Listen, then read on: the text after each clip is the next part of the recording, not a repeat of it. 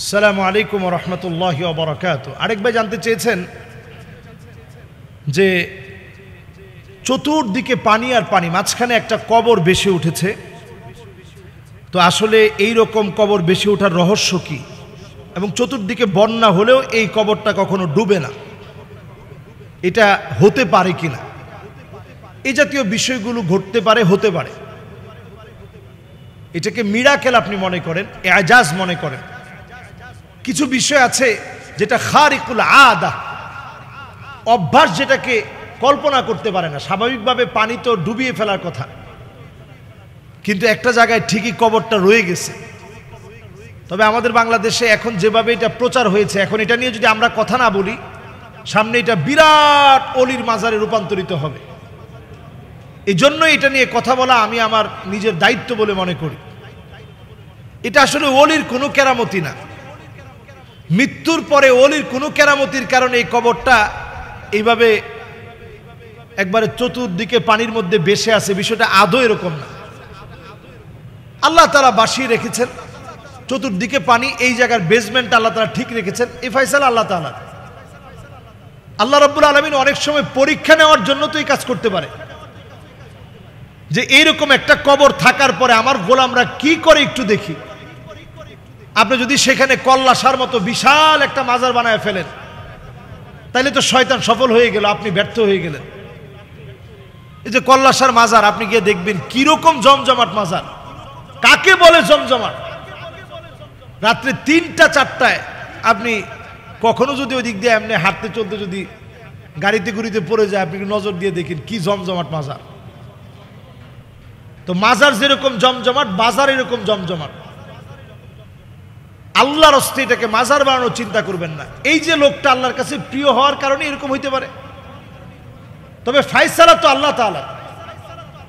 দুনিয়ার কোন মানুষ কিছু করতে পারে না। কুম বিইذনি, আমার ওয়ার্ডারে দাঁড়িয়ে যাও, এই কথা আপনি বললে আপনার ওয়ার্ডারে দাঁড়াবে না। একমাত্র আল্লাহর ওয়ার্ডারে আল্লাহ যদি চান তাহলে দাঁড়াবে।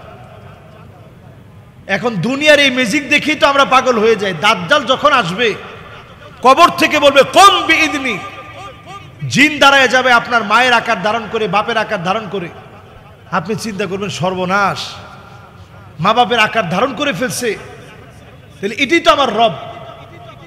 সমস্ত মানুষগুলা তখন তাদের দিকে ছোটা শুরু করে দিবে, মানুষ গুমরাহ হওয়া শুরু করবে। মাআযাল্লাহ। এই জন্য এই ফিতনা ফাসাদের এই সময় আমরা আল্লাহর কাছে পানাহ চাই। আল্লাহ যেন আমাদেরকে ফিতনা থেকে হেফাজত করে। কিছু একটা দেখলে আমরা যেন পাগল না হয়ে যাই। হ্যাঁ, হইতেই পারে ডুবে যাওয়ার কথা, এটা স্বাভাবিক বিষয়। ডুবে নাই কেন? এটা কি বলে খারিকুল আদা, যেটা হওয়ার কথা ছিল এমনটা হয় নাই। এটা যদি আল্লাহর ওলিদের ক্ষেত্রে প্রকাশ পায়, এটাকে আরবিতে বলে কেরামা বা কারামা, আমরা বাংলায় বলি কেরামত। এই কেরামত দেখে যেন আপনি পাগল না হয়ে যান। কেরামত দেখার পরে আপনি এটা মনে করবেন যে হাযা মিন ফাদলি রব্বি, এটা আমার আল্লাহর অনুগ্রহ। আল্লাহর উপরে অবিচল আস্থা বাড়াবেন। কবরে যিনি শুয়ে আছে উনার উপরে না, যে উনার কারণে এই কবরটা বেঁচে আছে এমন না।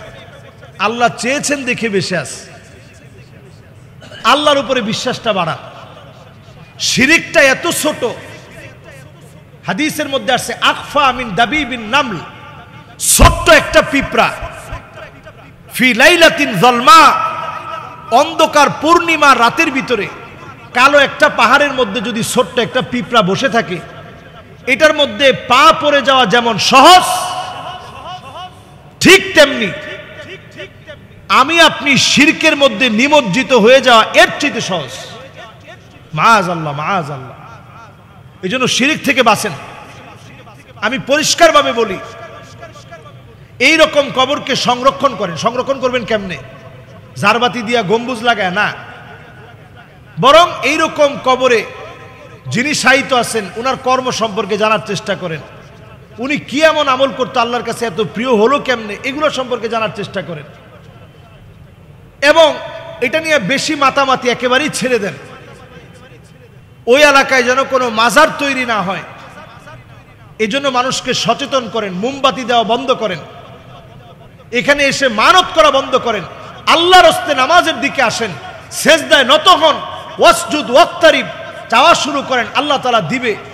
যতবার আপনি সিজদায় যাবেন, আকরাবু মা ইয়াকুনুল আবদু মির রাব্বিহি ওয়া হুয়া সাজিদুন ফাআকসিরুদ দুআ, শুধু আল্লাহর কাছে দোয়া করতে থাকেন, দোয়া করতে থাকেন, দোয়া করতে থাকেন। সিজদায় গেছেন, দোয়া করছেন, কামিয়াবি চলে আসবে। সিজদায় যত যাবেন, যত দোয়া করবেন, আল্লাহ তাআলা নিকটে আসবে, দোয়াগুলো কবুল হবে। আল্লাহ আমাদেরকে বোঝার তৌফিক দান করুক। সকলে পড়ে আমিন।